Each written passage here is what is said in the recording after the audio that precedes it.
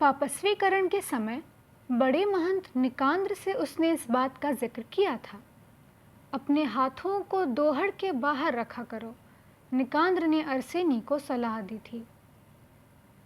ऐसा घर में नहीं बल्कि कब्रिस्तान में हुआ था। क्या बात करते हो? निकांद्र के होठों से सीटी निकल गई। कब्रिस्तान को भी नहीं छोड़ा, वहां भी तो जिंदा लोग लेटे होते हैं। मैंने तो वहां सिर्फ मरे हुए लोगों को देखा, अर्सेनी बोला।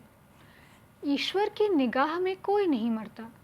अर्सेनी ने मुंह फेरा और बोला, मुझे मौत से डर लगने लगा है। बड़े महंत ने अर्सेनी के बालों पर हाथ फेरते हुए कहा, हर किसी को आदम की यात्रा दोहरानी होती है और अपनी अबोधता खोने के बारे में मानना होता है कि वो नश्वर है। अगर विलाप करना है अर्सेनी तो रो लो, मगर प्रार्थना करो। मृत्यु से डरना कैसा?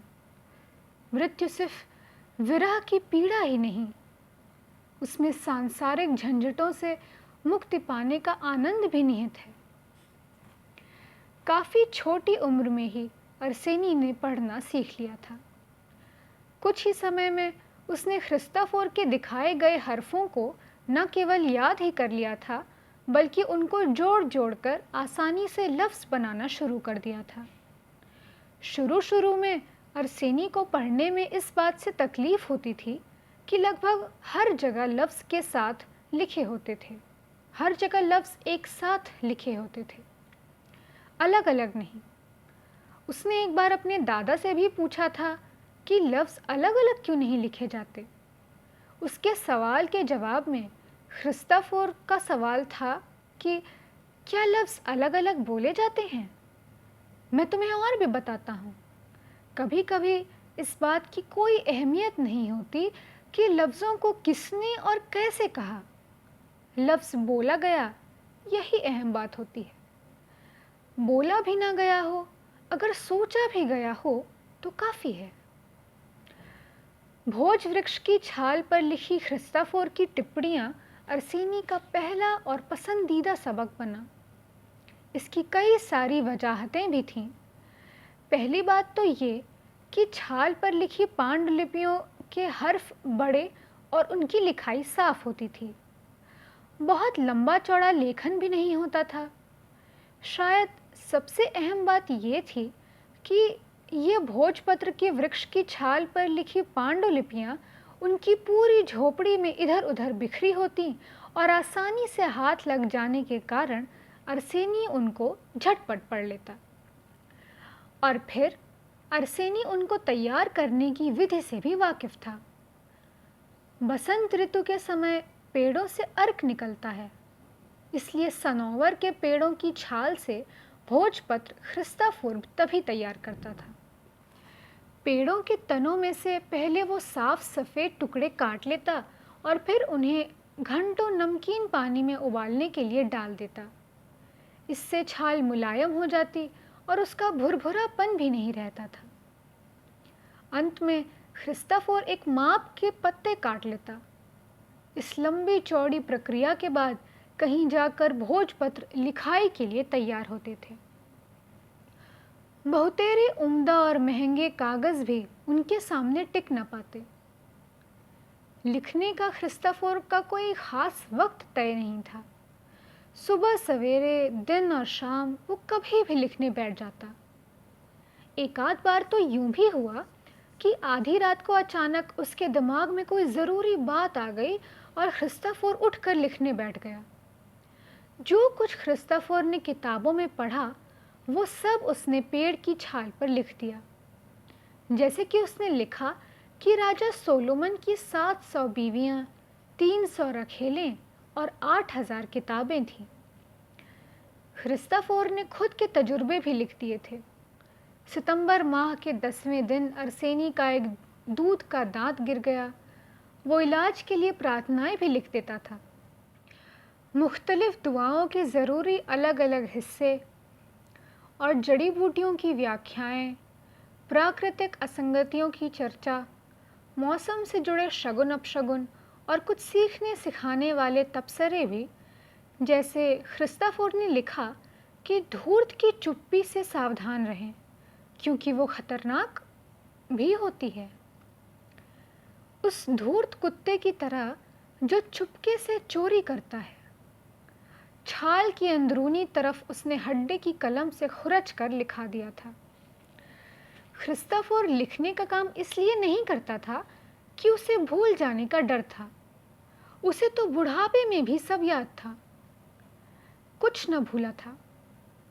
क्रिस्टोफर का यकीन था कि लिखा हुआ लफ्ज हमारे संसार को दुरुस्त रखता है, अस्थिरता को काबू में रखता है, विचारों को मिटने से बचाता है।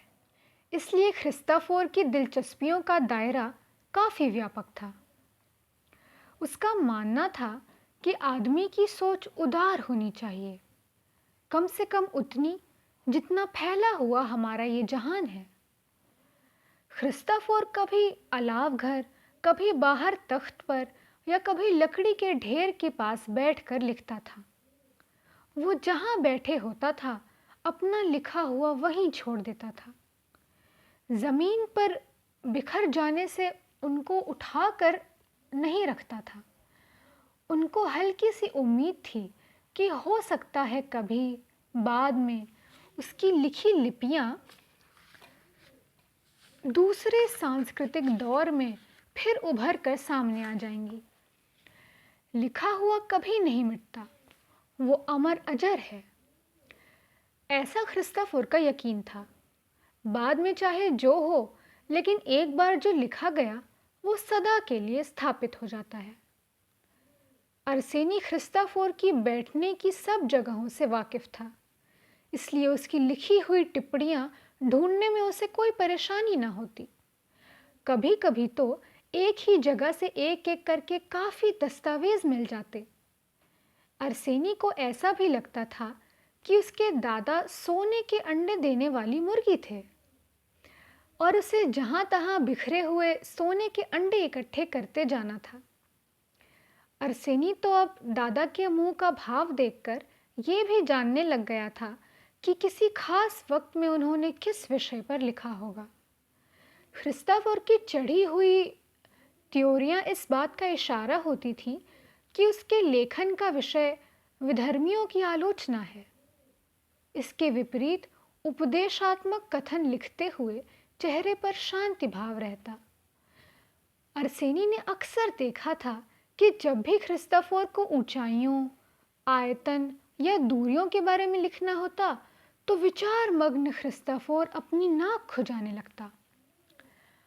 अरसेनी भोजपत्र पर लिखी पांडुलिपियां ऊंची आवाज में पढ़ता था। वैसे मध्यकालीन युग में ज्यादातर सभी लोग ऊंची आवाज में पढ़ते थे। जो ऐसा